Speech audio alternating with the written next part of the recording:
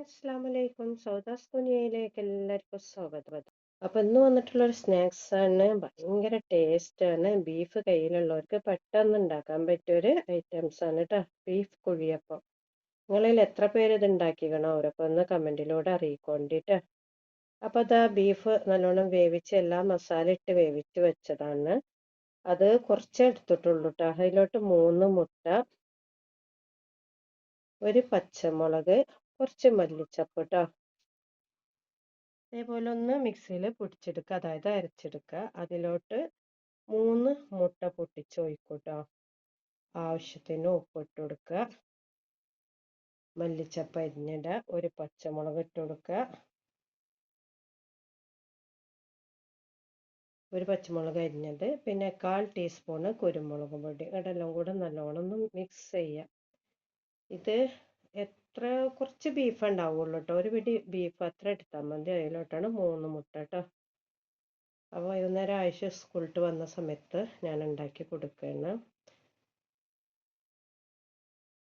ഇനിയിപ്പോൾ സ്കൂളൊക്കെ തുറന്നില്ലേ, നമുക്ക് വൈകുന്നേരം മക്കൾ സ്കൂളിട്ട് വരുമ്പോൾ എന്തെങ്കിലും ഒരു പലഹാരം ഉണ്ടാക്കണമല്ലോ. അപ്പോൾ അതാ ബീഫ് കുറച്ച് വേവിച്ച് വെച്ചിട്ടുണ്ടായിരുന്നു. അത് വെച്ചിട്ടാണ് ഞാൻ ഉണ്ടാക്കുന്നത്. വീഡിയോ ഇഷ്ടപ്പെടുകയാണെങ്കിൽ സബ്സ്ക്രൈബ് ചെയ്യുക, ലൈക്ക് ചെയ്യുക, കമൻറ്റ് ചെയ്യുക. നിങ്ങളെ ഫ്രണ്ട്സിനും ഫാമിലിക്കും എല്ലാവർക്കും അയച്ചു കൊടുക്കുക. ഇത് അതേപോലെ കേട്ടോ. നമ്മൾ ടീസ്പൂൺ കൊണ്ട് ഇങ്ങനെ മിക്സ് ചെയ്യുമ്പോൾ കോരി ഒഴിക്കുമ്പോൾ ഇങ്ങനെ പോകണം. അപ്പോൾ ഇതൊരു കുഴിയപ്പച്ചട്ടി ഗ്യാസുമ്മ വെച്ചിട്ട് കുറച്ച് എണ്ണ കേട്ടോ, ഓയിൽ ഇങ്ങനെ തൂവി കൊടുത്താൽ മതി, കുറച്ച് മതി കേട്ടോ.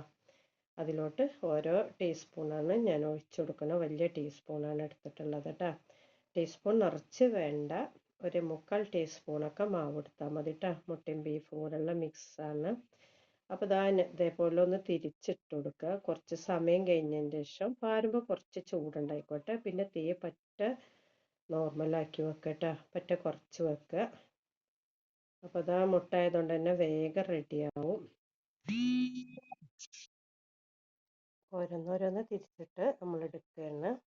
അപ്പോൾ ഫസ്റ്റത്തെ അവിടെ റെഡി ആക്കണം. അപ്പോൾ ഞങ്ങൾക്ക് കാണിച്ചു തരാം. അതേപോലെ കാണാൻ സാധാരണ നമ്മളെ കുഴിയപ്പം പോലെ തന്നെയാണ് കാണാനുണ്ടാവുക. കഴിക്കാൻ നല്ല ടേസ്റ്റാണ്.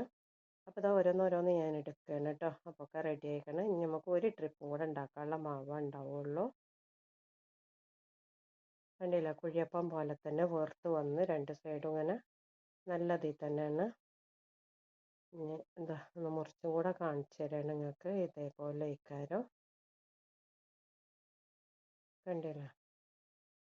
എല്ലാവർക്കും വീട്ടിൽ ഭയങ്കര ഇഷ്ടമുള്ള ഒരു സാധനമാണ്. ഇൻഷാ അല്ലാഹ് പുതിയൊരു വീഡിയോ ആയിട്ട് വരാം.